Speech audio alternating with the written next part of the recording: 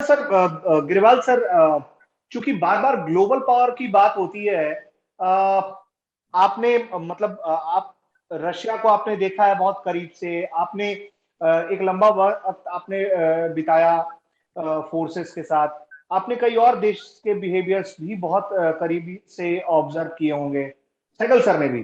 तो global power बनने के लिए सर भारत को क्या करना पड़ेगा? क्या ऐसा कुछ भारत करे जिससे भारत का जो राइज है वो ग्लोबल पावर के तौर पर हो?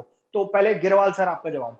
अब एक्चुअली ग्लोबल पावर करने करने के लिए पहले तो सरकार को ये या देश को ये निश्चय करना पड़ेगा कि हम ये बनना चाहते हैं और आपका मकसद क्या है।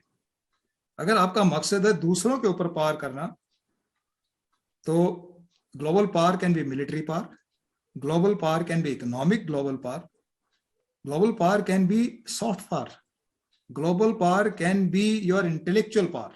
Intellectually Indians are respected in हर पूरे अमेरिका में। I means intelligent, I means India. किसी भी हमारे प्रोफेशनल को आप अमेरिका में देखोगे, मैंने 1 साल का कोर्स किया है वहां पर अमेरिका में, नेवल वॉर कॉलेज में, तो मैंने उनका सिस्टम भी पढ़ा हुआ है। और रूस में मैंने 4.5 साल के करीब बताए, मैंने उनको भी करीब से देखा है। जहां तक मैं कह सकता हूं, इस ग्लोबल पावर बनने के लिए हिंदुस्तान को काफी और भारत को काफी देर इंतजार करना पड़ेगा। उसके लिए पहले अपना देश ऐसा संगठित होना चाहिए कि जो हम डिसीजन लें उसके वो लोग हमारे साथ हैं। फिर हमारे लोग इतने समृद्धशाली हों कि हम उससे पैसा बचा करके मिलिट्री में लगा सकते हैं। अगर आप हिस्टोरिकली देखें,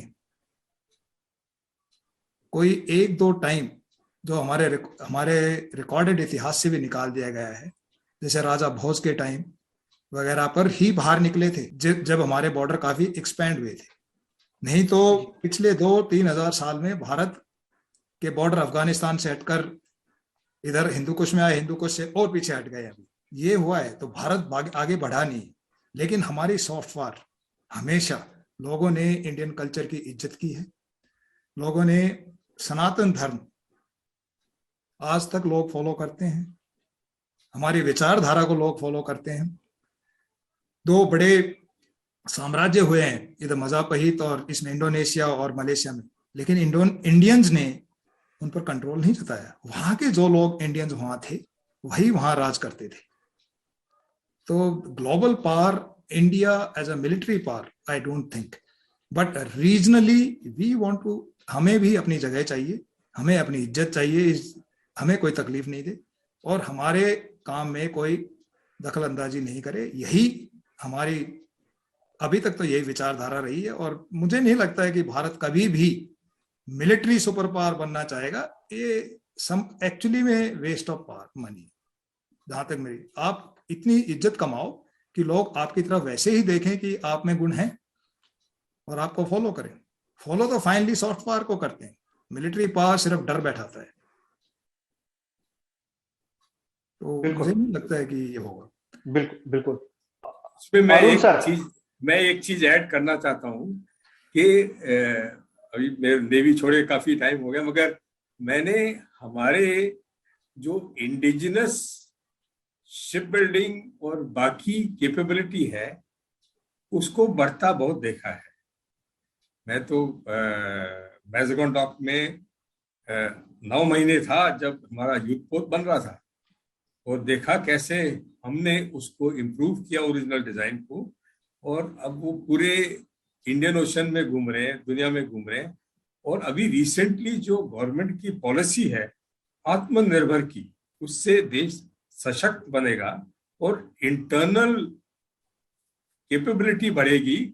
और जैसे एडमिरल साहब ने बोला, पहले हमें रीजनल पावर बनना है क्योंकि हमारे आसपास जो देश हैं उनको बड़े भाई की जरूरत है। हमारे पास इकोनॉमिक पावर है, सॉफ्ट पावर है, और उनकी रक्षा करने के लिए चाहे डिजास्टर होए या कोई कू होए, मॉल्डिव्स में हुआ था और ऐसे, तो हमारे एम्स तो सेल्फ प्रेजर्वेशन के भी हैं और सबको एक साथ लेने के लिए। तो प्राइम मिनिस्टर की जैसे विजन है सागर की, मैं उसकी बहुत सराहना करता हूँ। ये बहुत ही अच्छे डायरेक्शन में हमारा देश जा रहा है और हमारे को अपनी जगह ग्लोबल पावर्स में मिल जाएगी। हमें बिल्कुल दुनिया का राजा बनने की जरूरत नहीं है, ना हमारी सभ्यता इसकी तरफ जाती है। हम सबको अपने साथ लेके चलेंगे।